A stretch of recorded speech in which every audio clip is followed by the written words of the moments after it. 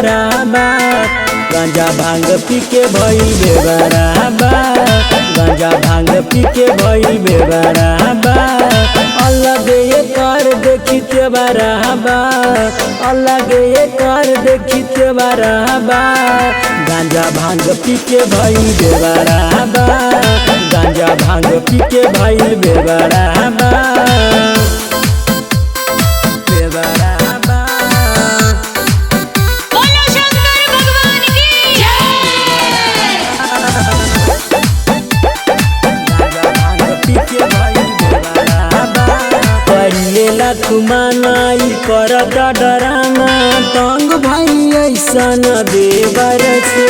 आइल जल ढारे हमेशा गांजा मारे, देह जले कर बेहर से। यदि जानती जे संगवा लैतीना, हर हाल में टिकट कटैतीना। भोला के दीवाना बाड़ी फेबराबा, भोला के दीवाना बाड़ी फेबराबा। गांजा भांग पी के भइल बेबराबा, गांजा भांग पी के भइल बेबराबा, बेबराबा। बोलो बोलो रामेश्वर नाथ की।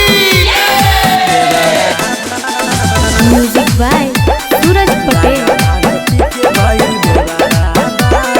करता ई खेला देखे नहीं देला, बढ़िया से देव घर के मेला हो। जिया डरेला कि मनमा करेला, छोड़ दिए के अकेला हो। डोले नशा में जैसे शराबी डोले, खाली बोलबम विजय बेताबी बोले। विक्रम राजा लेखा है हराबा, सूरज पटेल लेखा है हराबा।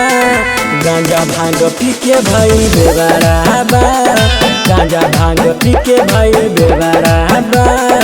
Ganpati recording studio Patna.